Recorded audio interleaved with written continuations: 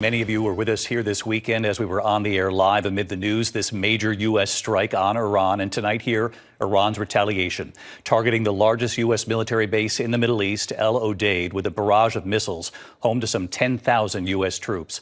13 of 14 missiles intercepted. The other one didn't make it. And just moments ago, the breaking news here, President Trump now saying there could be a ceasefire in the works in the coming hours. Tonight, the video from Doha, Qatar, showing incoming missiles and interceptors lighting up the sky. The Pentagon saying those 13 of 14 missiles were intercepted with no damage or casualties. Late today, President Trump calling Iran's retaliation, quote, very weak, and thanking Iran for giving the U.S., in his words, early notice, sending a message through Qatar. The president saying it is now time for peace.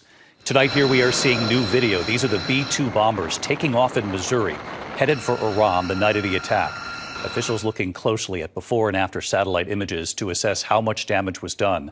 Tonight, the UN nuclear watchdog agency now saying nearly 900 pounds of enriched uranium in Iran is now unaccounted for. So did they move uranium before the attack? And just before we came on tonight, as I mentioned, President Trump moments ago saying on social media there is now a complete and total ceasefire in the works. What we know about this so far. We begin here tonight with Iran's retaliation and ABC's chief international correspondent James Longman in Iraq tonight. After 12 days of uncertainty in the Middle East, which has fueled fears of a widening conflict, tonight Donald Trump has posted that Israel and Iran have agreed to a ceasefire. It was just hours ago that Iran struck back. Just 48 hours after the United States launched a barrage of bunker-busting bombs at several Iranian nuclear facilities. This is what retaliation looks like.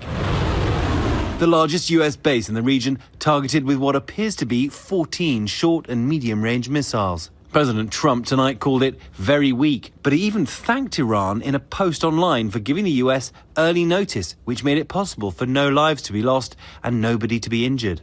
Watch as they're intercepted by American and Qatari forces above Doha.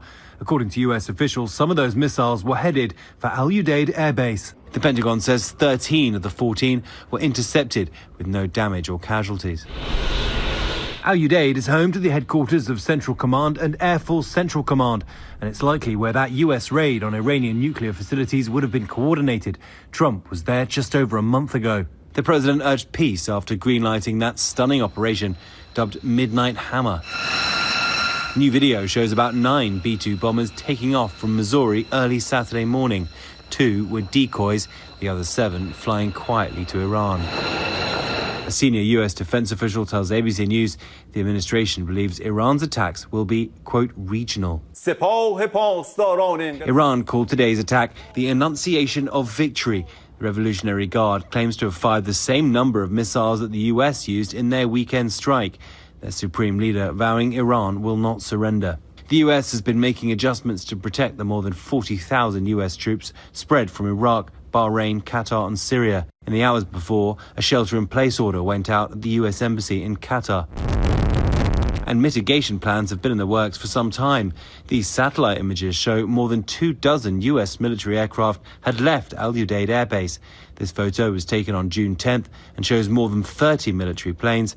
8 days later, a nearly empty base with only 3 planes still visible.